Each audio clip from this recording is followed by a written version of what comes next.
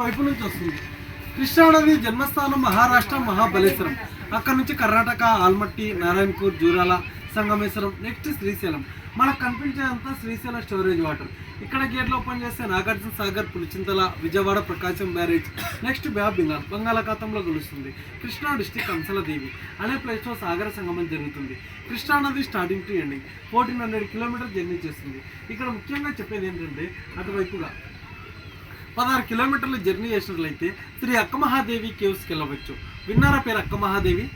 విన్నాను, ఇక్కడ చూసాను. ఆమె కర్ణాటక ఆడపడుచు. 12వ శతాబ్దంలో ఈ మల్లికార్జున స్వామిని వివాహం చేసుకోవాలనే సంకల్పంతో కర్ణాటక నుంచి కాలినడకన వివస్థగా నడుచుకుంటూ వచ్చి ఇక్కడ బ్రహ్మరామ మల్లికార్జున స్వామిని దర్శనం చేసుకుని దాదాపు 1,00,000 సంవత్సరాల క్రితం ఏర్పడే కేవ్స్లో కొన్ని సంవత్సరాల పాటు తపస్సు చేసింది.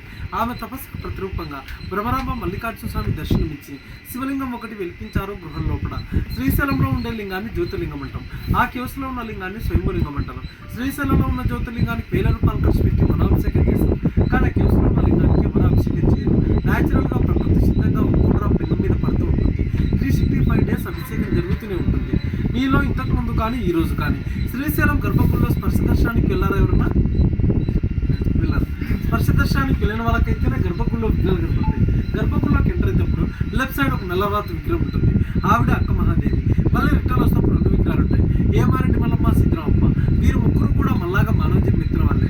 మళ్ళాంటి మానవ జన్మిత్ర వాళ్ళ విగ్రహాలు తీసుకెళ్ళి శ్రీశైలం గర్భగుడి సాయివారు ముందు పెట్టారంటే ఆలోచించండి. వాళ్ళ భక్తి ఎటువంటిదో, వాళ్ళ చరిత్ర ఎటువంటిదో. ఇదే dam. Srisailam dam Srisailam project అంటున్నారు. కానీ దీని ఒరిజినల్ నేమ్ వచ్చేసి నీలం సంజీవ్ రెడ్డి సాగర్. ఆయన ఆంధ్రప్రదేశ్ రాష్ట్ర ముఖ్యమంత్రిగా, రాష్ట్రపతిగా చేశారు. ఈ డ్యామ్ కట్టడానికి ఆయనతో కృషి చేశారు కాబట్టి ఆ పేరు పెట్టడం జరిగింది. Dam designer వర్షకుండా Visvesvaraya. 1963 నుంచి 1983 వరకు 20 ఇయర్స్ పట్టింది డ్యామ్ కట్టడానికి. ఫారెస్ట్ వచ్చి నల్లమల ఫారెస్ట్.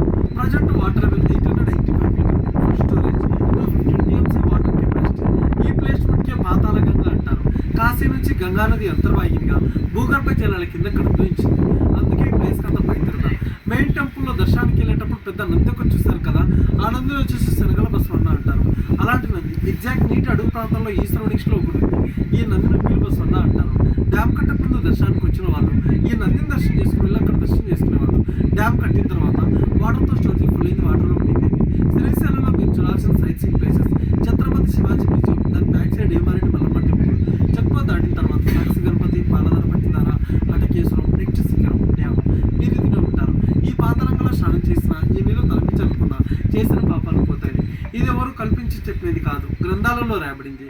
త్రేతాయుగంలో శ్రీరాముడే ఇక్కడికి వచ్చి ఈ పాత్రగా స్నానం చేసి బ్రహ్మరామ మల్లికార్జున స్వామిని దర్శనం చేసుకుని పాప మోక్షం పొందారు. ఓకే సార్, ఇవి సార్ ఇక్కడ విశేషాలు. నేను గైడ్ని అయితే కాదు, బోట్ ఆపరేటర్ని. ఏదో తక్కువ జీతాల వల్ల తెచ్చి చల్పం చేస్తాం. మా గైడెన్స్ మీకు నచ్చి మనస్ఫూర్తి ట్రిప్ మిస్ తీసుకుంటాం. Thank you.